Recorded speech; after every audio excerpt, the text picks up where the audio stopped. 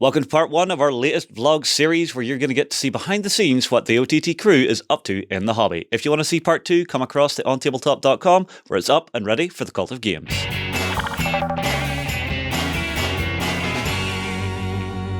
Hello everybody and welcome to the studio.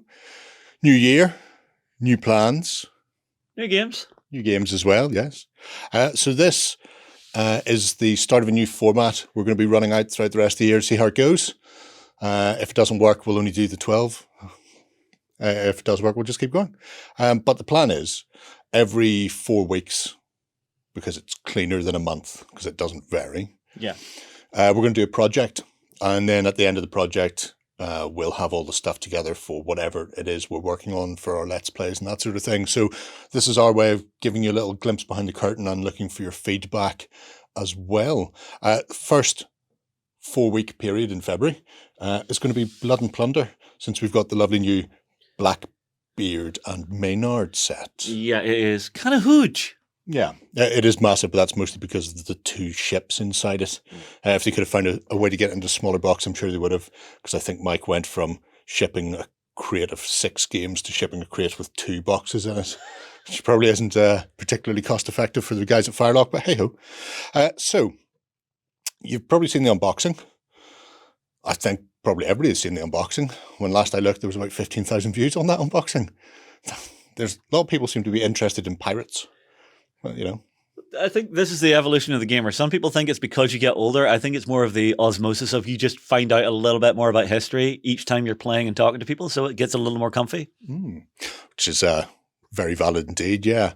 So we're going to be splitting this box set, and over the next 4 weeks we're going to do building, painting. John's going to be doing some tutorials on characters and ships, on how to paint pirates. I'm going to do some jerry cans on building the ship, because it just comes with an exploded diagram. So there's a few little fiddly things if you're unused to it. And I'll even do one on rigging as well. Really? Yeah. People ask for it, so they're getting it. They won't want it. You won't like it. You should see some of the materials I bought for it. That'll keep you on your toes. But by the end of February, we're going to have a whole kit and caboodle for a probably British force, certainly colonial European. And you obviously jumped on board the pirates the very first moment we had this in here. Why would I want to play this game and not be the pirates? I mean, Blackbeard. That's all I'm saying. Blackbeard.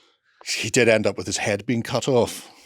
Yeah, but not yet. Not yet. I have time to play with it. It's the Blackbeard versus Maynard set. This is the guy who did it. Oh, okay. So you've got like one game. I did not know this.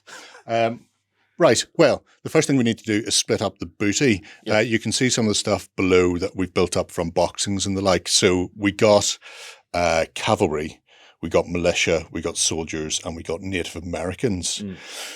You've got the book there. So we're going to go into more detail with the build probably next week or the week after, once we've actually sorted out what's going in the forces. We'll play it by ear. Like I say, there'll be 4 more of these or 3 more of these coming for pirates. So yeah, what have you got available then? All right, so important things. So command options, I've got Blackbeard, obviously. I do want to use him in game because I'm sure he has some good special rules to help the force along. Core units, I've got pirates and roundsmen. So the pirates are my regular everyday guys. They are trained, they've got brace of pistols, standard melee weapons, stats look reasonable. I'm happy enough for at least 1, maybe 2 units of them. Then I've got the roundsmen, who are my veterans, with brace of pistols and melee weapon. Their stats, their fight's slightly worse, but their shoot is also slightly worse, and the resolve is slightly worse. Lower is better in this game? It's been a long time since I've played. Sorry, folks. So they're all better. Okay. Well, I mean, expert sailors, artillery crew, they've got a war cry. So definitely some of those I'm going to have to put in because that's my core units. For support units, I've got the options of Sea Dogs, who are English, Marines, who are French, Marineros, who are Spanish, Sliden, who are Dutch, European sailors, pressmen, all unaligned, and Jamaican privateers. I'm curious what the Jamaican privateers do. We'll have to go digging later on and see. I think they're probably similar to your pirates, but with different special rules, because some of the nations have them. So this box comes with 24 pistol-wielding sort of able seamen / pirates, Okay. multi-part plastics. It's meant to be 12 for each of us, plus our sloops, Right. plus Blackbeard and Maynard. Then on top of that, we have these. Now, I don't get any cavalry. you don't get any cavalry. No, don't worry about it. Cavalry will not be probably showing up until we hit the land at some point. We'll probably start off doing some boarding actions and playing around on the sea. Yeah. Who knows? That's all in the future. That's so far away. I don't care. Okay, personally, just for the look and style of the miniatures, I'm thinking the militia box would be good to go to me because they look a little more piratey than the more rank and file soldiers. Would you agree?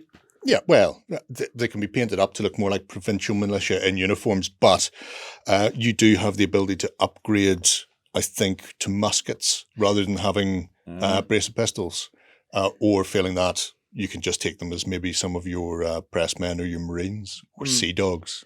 I mean, I can give my pirates blunderbusses, which is fun. And for my... Enjoy converting that. roundsmen, also blunderbusses. So I'm not seeing muskets in here. They're probably one of your support options then. Probably. It's most likely either the Marines or the European sailors. Yeah. So fair enough. I'll quite happily divvy up the militia to you, which then leaves me with the colonial soldiers. Who would have thunk it? Which I've built a few up as grenadiers and a few up as standard colonial soldiers already for an unboxing. You will see all of these unboxed over the month as well. Look at that. All themed and streamlined for you. One-stop shop for piracy. It's good. Well, here's the thing. For you get a lot less options than I do. So if you're going British, yes, you've got your Sea Dogs and Able Seamen for your core units, and then you've got regulars and English militia for your support units. So I have a bit more flexibility in what I'm doing.